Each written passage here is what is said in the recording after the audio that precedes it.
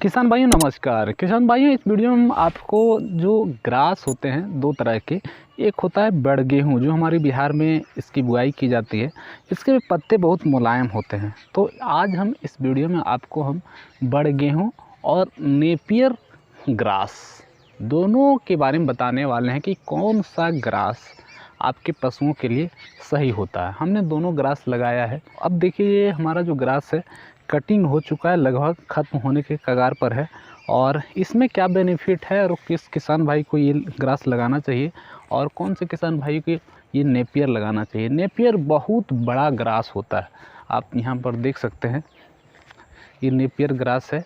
लेकिन खाने के लिए पशुओं के लिए जो साइज़ होता है वो बड़ा वाला साइज़ उतना सही नहीं होता है, छोटा वाला साइज़ सही होता है। और बड़ा अगर कहा जाए तो देख सकते हैं कितना बड़ा बड़ा यहाँ पर थोड़ा सा हमने रखा हुआ है। ये अगर देखा जाए मुख्य रूप से तो गन्ने की तरह होता है। अगर कोई किसान भाई इसे पहली बार देख रहे हैं तो उसे यकीन लगेगा कि ये गन्ना है। पत्ते भी बिल्कुल वैसे ही होते हैं और यहाँ पर इसका डंठल भी आपको वैसा ही दिखाई पड़ेगा। कुछ डंठल मोटे होते हैं, कुछ डंठल पतले होते हैं। और इसकी हाइट 8 से 10 फीट तक हो जाती है। इतना बड़ा हाइट होने में कितना टाइम लगा होगा आप कमेंट करके बता सकते हैं। अगर आपको नहीं पता तो बता दें।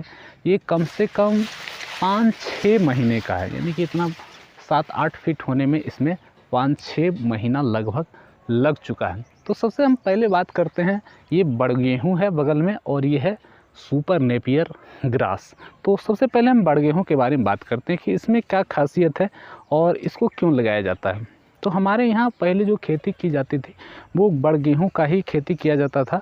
और इसमें फ़ायदा है कि ये मुलायम होता है और आपके पशुओं के लिए अच्छा होता है।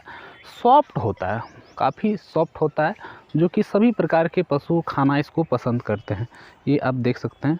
और इसकी कटाई जो है 3 से 4 बार तक होती है। इस खेत में भी देख सकते हैं थोड़ा सा लगा हुआ है और इस तरह से बिल्कुल घना सा होता है, आप यहाँ पर देख सकते हैं। और ये काफ़ी सॉफ्ट होता है। इसको हर तरह के जानवर जो होते हैं, चाहे बकरी हो, गाय हो, भैंस हो, सभी पशु खाना पसंद करते हैं। लेकिन इससे बार बार कटाई नहीं ली जा सकती। फर्स्ट कटाई में ऐसा रहेगा और सेकंड कटाई में आपका ये जो पौधा है कुछ हद तक कम हो जाएगा। इसमें आप पानी और मसाले थोड़ा सा डालेंगे तो फिर से आ जाएगा, यानी कि 3 कटाई में ये ख़त्म हो जाएगा। लेकिन ये थोड़ा सा सॉफ्ट होता है, पशुओं के लिए अच्छा होता है, खाना पसंद करता है हर तरह के पशु। अब हम बात करते हैं नेपियर के बारे में। आपने इसकी तो देख लिया। इसकी उपज काफ़ी आसान होती है कि आप इसको कोड़ करके बुनाई करके 3-4 पट बंदे 1 से 1.5 महीने में ये खाने लायक फर्स्ट कटाई के लिए रेडी हो जाता है। 2 से 3 महीने तक चलता है। वहीं अगर सुपर नेपियर की बात करें तो ये एक अखंड चारा है। एक बार आपने खेतों में लगा दिया तो फिर आप सालों साल इसकी कटाई कर सकते हैं।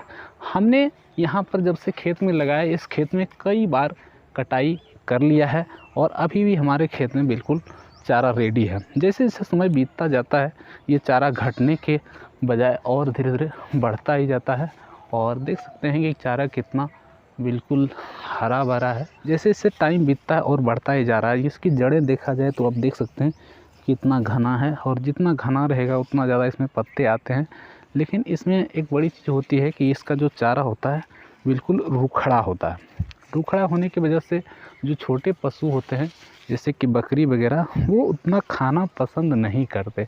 और इसके मुलायम पत्ते, अगर छोटे छोटे पत्ते कटिंग करते हैं तो थोड़ा सा खा लेता है, लेकिन उतना ज़्यादा पसंद नहीं करते रूखड़ा होने की वजह से। थोड़ा सा रूखड़ा होता है, ज़्यादा रूखड़ा जैसे गन्ने के फसल होते हैं, गन्ने के पत्ते होते हैं, उसी तरह का थोड़ा सा ये रूखड़ा होता है।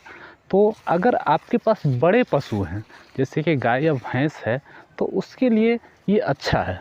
उसके लिए अगर आप लाइफ टाइम चारा का जुगाड़ कर सकते हैं इस फसल को लगा करके। लेकिन छोटे पशु हैं तो उतना खाना पसंद वो नहीं करेंगे। गाय और भैंस के लिए बेस्ट है। और एक बार आप लगाते हैं तो आप साल भर से या 2 साल 4 साल तक भी इसकी कटाई कर सकते हैं। लेकिन टाइम जैसे जैसे बीतता जाएगा ये इसकी जड़ें बहुत ज़्यादा घना हो जाती है। किस तरह से आपको हम दिखाते हैं।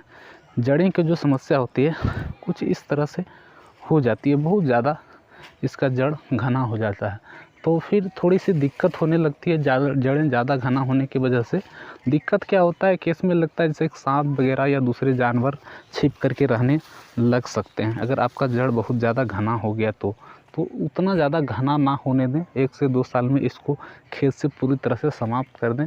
नहीं तो अगर आपको लगता है कि नहीं हमारे पास पर्याप्त मात्रा में ठीक ठाक है, या बुआई आपने पर्याप्त दूरी पर किया है, उतना ज़्यादा जड़ें घना नहीं हुआ है, तो आप 4 से 5 साल तक भी इसकी कटाई कर सकते हैं। यानी कि देखा जाए तो दोनों जो फसल है, चाहे ये बड़ गेहूँ है या तो फिर सुपर नेपियर है, दोनों का अपना अपना एक अलग बेनिफिट है। आप अपने हिसाब से इसको रख सकते हैं। अगर आपके पास छोटे पशु ज़्यादा हैं, यानी कि बकरियां पालन वगैरह करते हैं, तो आप इसको लगा सकते हैं। और लाइफ टाइम चारा चाहिए, बड़ी पशु गाय भैंस पालन करते हैं तो आप इसका इस्तेमाल कर सकते हैं। छोटे पशु को अगर रखते हैं तो इसको आप बड़ गेहूँ को ज़्यादा लगाएं। अगर बड़े पशु अगर आपके पास है तो ये नेपियर आप ज़्यादा लगा सकते हैं। छोटे पशु को ये ज़्यादा खिलाएं और ये हल्का फुल्का कभी कभी आप खिला सकते हैं। लेकिन इमरजेंसी में जब आपके पास चारा उपलब्ध नहीं होता है तो पशुओं के लिए लाइफ टाइम 365 दिन आपके लिए हरा चारा ये नेपियर ही उपलब्ध कराएगा। तो दोनों को अपने अपने बेनिफिट हैं। आपको क्या ज़रूरत है कमेंट करके ज़रूर बताएं। धन्यवाद।